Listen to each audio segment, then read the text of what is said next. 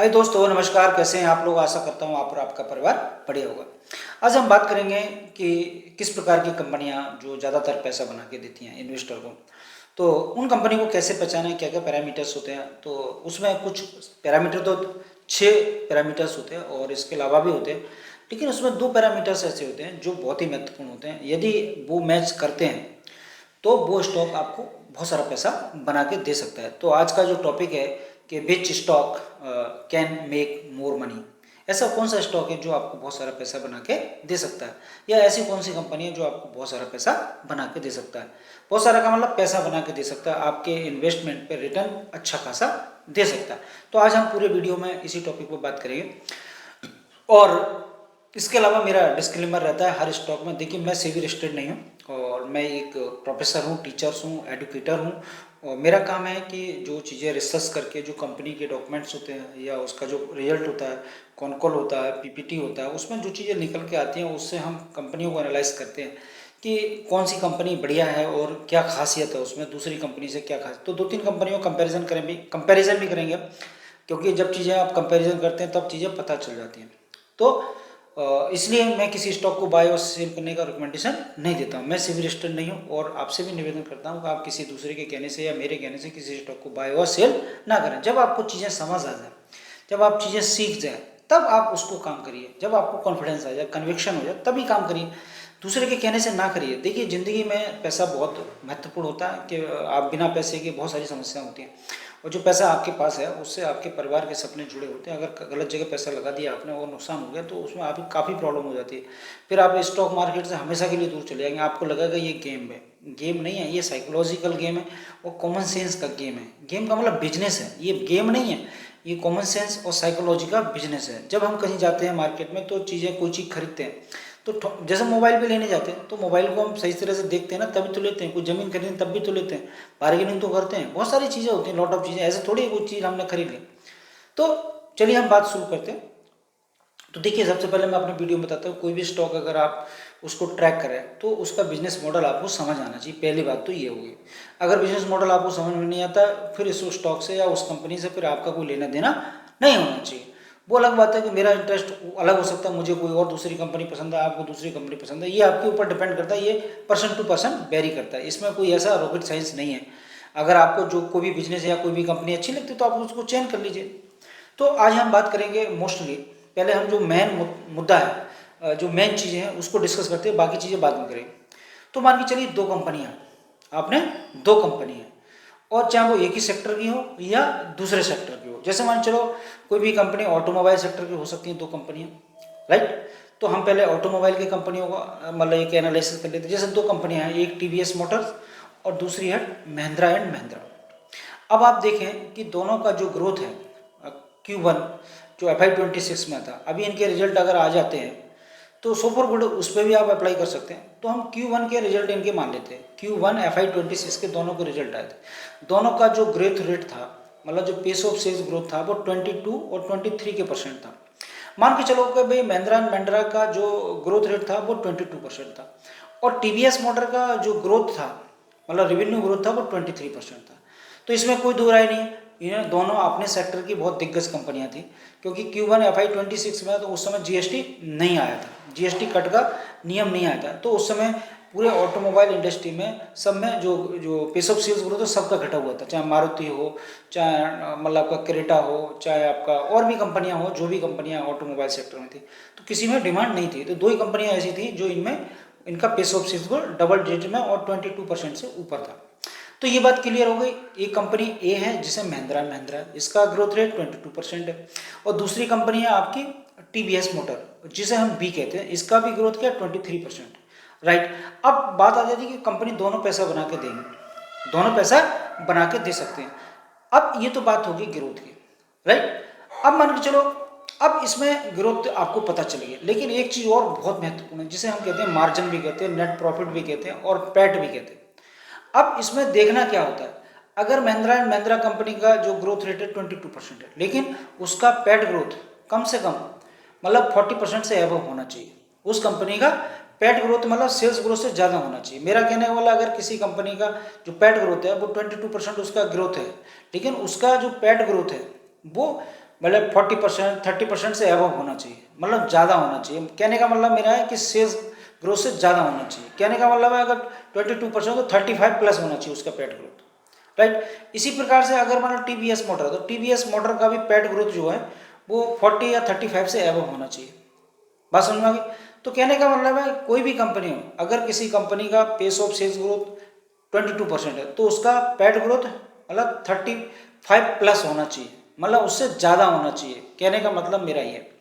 तो कंपनी अगर ग्रोथ 18% से 20% से अगर कर रही है तो कोई दिक्कत नहीं है, लेकिन उसका पैट ग्रोथ मतलब कम से कम उसकी जो सेल्स ग्रोथ है उससे डबल होना चाहिए, सेल्स ग्रोथ से डबल होना चाहिए। कहने का मतलब अगर कोई स्टॉक 22% से ग्रोथ करे तो उसका पैट ग्रोथ कितना होना चाहिए, 40% के लगभग होना चाहिए। तो कहने का मतलब है ये दोनों कंपनियां और दोनों का जो पैट ग्रोथ है वो 40% के लगभग है। तो मैं आपको बता दूं कि इस प्रकार की कंपनियां, दोनों कंपनियां पैसा बना के आपको देंगी, चाहे टीवीएस मोटर खरीद लो चाहे महिंद्रा एंड महिंद्रा खरीद लो। क्योंकि क्यों बना के देंगे, इसके पीछे कारण क्या है। देखिए ग्रोथ है इनमें 22-23% ग्रोथ है इनका ईयर ऑन ईयर, लेकिन ईयर ऑन ईयर इनका जो पैट ग्रोथ है वो डबल है, मतलब डबल है या थोड़ा बहुत कम है उससे। तो अब जब पैट ग्रोथ, किसी कंपनी का पैट ग्रोथ सेल्स ग्रोथ से ज़्यादा होता है तो इसका मतलब क्या होता है, इसका मतलब होता है कि उस कंपनी को क्या मिल रहा है, ऑपरेटिंग लेवरेज मिल रहा है। अब समझ में आएगी ऑपरेटिंग लेवरेज क्या होता है। ऑपरेटिंग लेवरेज वो होता है जैसे मान के चलिए आपके पास 4 बीघा खेत है, फॉर एग्जाम्पल अगर खेती करते हैं तो 4 बीघा खेत में 2 लोग काम करते हैं और 10,000 की मतलब और कॉस्ट आती है, तब भी मतलब उसमें आलू कितना निकलता है, 4 बीघा मान चलो 50 कुंटल आलू निकलता है। अब मान के चलिए कोई नया हाइब्रिड बीज लेके आते हैं और नई टेक्नोलॉजी का इस्तेमाल करते हैं और वही 2 लोग रहते हैं और मतलब फिक्स जमीन वही है और लोग भी वही हैं, बस आप थोड़ा उसमें बीज का कॉस्ट बढ़ जाता है जो बढ़िया है, रॉ मटेरियल और टेक्नोलॉजी यूज़ कर लेते हैं। अब पता चला कि उस 4 बीघा खेत में आपका 80 कुंटल आलू होता है तो आपको प्रॉफिट हो, तो इसको कहते हैं ऑपरेटिंग लेवरेज। क्या कहते हैं, ऑपरेटिंग लेवरेज। अब एक चीज़ समझ लेते हैं, किसी कंपनी, महिंद्रा की कंपनी से महिंद्रा ने कोई नया प्लांट नहीं बैठाला, बात समझ लीजिए, और पहले भी जिस दर से ग्रोथ कर रहा था लेकिन उसी प्लांट के आधार पर उसने अपनी प्रोडक्शन भी बढ़ाया और प्रोडक्शन के आधार पर सेल भी बढ़ा ली। जब सेल बढ़ा ली, कोई उसमें फिक्स कॉस्ट में कोई परिवर्तन नहीं किया, उसी फिक्स कॉस्ट के आधार पर उन्होंने प्रोडक्शन भी ज़्यादा कर लिया और अपना माल बेच भी दिया। जब ऐसे ही किसने करा, ऐसे ही टीवीएस ने करा। टीवीएस ने कोई नया प्लांट नहीं लगाया, जो प्लांट था उसमें उत्पादन बढ़ा लिया उन्होंने, उसमें उत्पादन बढ़ा लिया ब्राउन फील्ड करके या ब्राउन फील्ड कैपेक्स करके। ब्राउन फील्ड कैपेक्स क्या होता है, यदि उस कंपनी की कैपेसिटी मतलब उसी प्लांट की कैपेसिटी हम बढ़ा लेते हैं, मतलब उसमें कुछ ज़्यादा चेंज नहीं करते, उसका उत्पादन क्षमता बढ़ा लेते हैं और उस उत्पादन को हम मार्केट में बेच देते हैं। तो इससे क्या हुआ कि फिक्स कॉस्ट तो आपकी वही रही, वेरिएबल कॉस्ट थोड़ी सी बढ़ गई। तो वेरिएबल कॉस्ट तो बढ़ना ही बढ़ना है क्योंकि रॉ मटेरियल भी लेंगे, संसाधन भी लेंगे, माल बढ़ाना है, तो फिक्स कॉस्ट इतनी रही जहाँ पहले थी, अब वो वेरिएबल कॉस्ट बढ़ गई, तो आपका जो प्रोडक्शन है वो भी बढ़ गया। जब प्रोडक्शन बढ़ा तो प्रोडक्शन मार्केट में बेचेंगे। अब नहीं, प्रोडक्शन बढ़ाया क्यों, क्योंकि मार्केट में आपकी डिमांड है। तो इससे क्या होता है कि आपका जो नेट प्रॉफिट है वो बढ़ जाता है, वो सेल्स ग्रोथ से ज़्यादा हो जाता है। बात समझ रहे होंगे कि किसी कंपनी का यदि सेल्स ग्रोथ से पैट ग्रोथ डबल होता है, पैट ग्रोथ डबल होता है, नेट प्रॉफिट मार्जिन डबल होता है। ये पैट ग्रोथ और नेट प्रॉफिट एक ही चीज़ होता है, इसमें पहले कंफ्यूज ना हो। Pace of sales growth, revenue growth, operation income, income from operation, ये सारी चीज़ें एक ही होती हैं, इसमें ज़्यादा कंफ्यूज होने का। सीधा सीधा कंपनियों के अगर आप डेटा पढ़ेंगे तो जो कौन कॉल होता है, मैं आपको हर वीडियो में बताता हूँ कि अगर कंपनी का लेटेस्ट डॉक्यूमेंट पढ़ना चाहिए जो हर 3 महीने में आता है, और इसे कहते हैं कौन कॉल और पीपीटी। मैं आपको बताता हूँ कि सीधे गूगल में जाइए और गूगल में जाके स्क्रीन टाइप करिए, स्क्रीन टाइप करेंगे तो वहाँ आप कंपनी का नाम मांगेगा, वहाँ डाल दीजिए, और जैसे ही बोलेंगे राइट हैंड पे पीपीटी और कौन कॉल दोनों आ जाता है और इनमें आपको सारा डेटा मिल जाता है। इसको पढ़ने की आदत डालिए। तो मेरा कहने का मतलब है जब आपको ये पता चल जाता है, कंपेरिजन कर रहे हैं आप, भाई आप इन्वेस्टमेंट करें तो कंपनी को छांटना तो पड़ेगा, उसको रिसर्च तो करनी पड़ेगी, जब रिसर्च करेंगे तभी तो पैसे डालेंगे। ऐसे थोड़ी किसी ने बता दिया पैसे डाल दिया उसमें, जब पैसे डाल देंगे तो फिर उसका तो राम के भरोसे डाल दिया आपने, तो बन भी सकता है। यहाँ देखिए एक चीज़ बताऊँ, स्टॉक मार्केट में ना तो लक चलता है और ना ही इसमें साहब किसी भगवान या किसी के भरोसे आप कोई काम कर सकते हो। यहाँ तो चीज़ें क्या साइंटिफिक चीज़ें हैं, अगर आप कोई कंपनी के बारे में सही से जानते, स्टॉक बढ़िया तो पैसा बना के देगा, अदरवाइज नीचे गिर जाएगा तो आपको लॉस मार देगा। तो ये समझ। तो मेरा कहने का मतलब ये इन दोनों कंपनी में आपने समझ में आया होगा कि कंपनी का ग्रोथ 22% है और ऑपरेटिंग जो मतलब लेवरेज मिला है ना इनका, इसलिए इनका पैट ग्रोथ 40% के लगभग है दोनों का, तो दोनों पैसा बना के देंगे। अब एक दूसरा एक एग्जाम्पल समझ लेते हैं। एक कंपनी का ग्रोथ जो है, मान के चलो एक है, आपने देखा होगा पॉलीकैब का बात कर लो, तो पॉलीकैब का जो ग्रोथ रेट है वो कितना है, 18% है, और उसका पेट ग्रोथ कितना, 56% है। अब दूसरी और कंपनी है, मान चलो केआई इंडस्ट्री। केआई इंडस्ट्री एक उसी सेक्टर की कंपनी है। अगर मान के चलिए उसका ग्रोथ मतलब 30% है, और उसका ऑपरेटिंग जो पेट मार्जिन है वो भी 50% के लगभग है। बात समझ रहे हैं कि केआई इंडस्ट्री का जो ग्रोथ है वो कितना है, 30% के लगभग है मान लो, और उसका जो पेट का ग्रोथ है वो भी 50% के लगभग है। सही, तो ये कंपनी भी पैसा बना के देगी क्योंकि इसकी ग्रोथ रेट भी ज़्यादा है और उसका पेट ग्रोथ भी ज़्यादा है। तो पेट में ना इसे ऑपरेटिंग लेवरेज मिल रहा है, जो ऑपरेटिंग लेवरेज मिल रहा है तो वो स्टॉक पैसा बना के देगा। दूसरी बात करें अगर पॉलीकैब की जो ग्रोथ है वो 18% है, केआई इंडस्ट्री से कम है मान के चलो, लेकिन पेट ग्रोथ इसका भी 56% है, मतलब पेट ग्रोथ इसका डबल से भी ज़्यादा, 18 थी 54, मतलब 56% है, 3 गुना ज़्यादा पेट ग्रोथ। तो कहने का मतलब मेरा ये दोनों कंपनी पैसा बना के देंगे, अगर दोनों में पैसा लगाएंगे आप तो दोनों कंपनी आपको पैसा बना के देगी। कहने का मतलब है ऐसी कोई कंपनी चूज ना करें आप, मतलब कोई भी इन्वेस्ट करने से पहले देख लें उस कंपनी का जो सेल्स ग्रोथ है एनुअल, मतलब ईयर ऑन ईयर, अगर मान चलो 20% है तो उसका पेट ग्रोथ 40% के लगभग होना चाहिए। ये बात ध्यान से रखें। अगर किसी कंपनी में ग्रोथ 20% है लेकिन पेट ग्रोथ भी उसका 20% है तो ऐसा स्टॉक पैसा बना के दे भी सकता है, नहीं बना के दे सकता है, और वो स्टॉक चल भी सकता है, नहीं भी चल सकता। लेकिन एक चीज़ और है, अगर किसी स्टॉक का ग्रोथ 22% है, अगर उसका पेट ग्रोथ 40% है या 40% से ज़्यादा है तो वो स्टॉक 1 महीने नहीं चलेगा, 2 महीने नहीं चलेगा, लेकिन वो स्टॉक चलेगा और आपको पैसा बना के देगा, बहुत सारा पैसा। इसके पीछे एक और लॉजिक है, यदि किसी कंपनी का सेल्स ग्रोथ, पेट ग्रोथ सेल्स ग्रोथ से ज़्यादा होता है वो स्टॉक मल्टीबैगर हो जाता है। ये बात समझ लीजिए, वो स्टॉक मल्टीबैगर हो जाता है। इसमें आप देखेंगे 2 कंपनी और जिक्र करता हूँ। एक आपने सुना होगा सेजल ग्लास। सेजल ग्लास की बात करें तो उसका जो पेट ग्रोथ है मतलब 70% के लगभग है, और उसका जो ग्रोथ है वो मतलब 231% के लगभग है। तो इस प्रकार की कंपनियां पैसा बना के दे सकती है, राइट। दूसरे स्टॉक की बात करें कार्ड ट्रेड का ग्रोथ देखेंगे और उसका जो पेट मार्जिन देखेंगे वो भी मतलब उसके सेल्स ग्रोथ से मतलब 2-3 गुना है।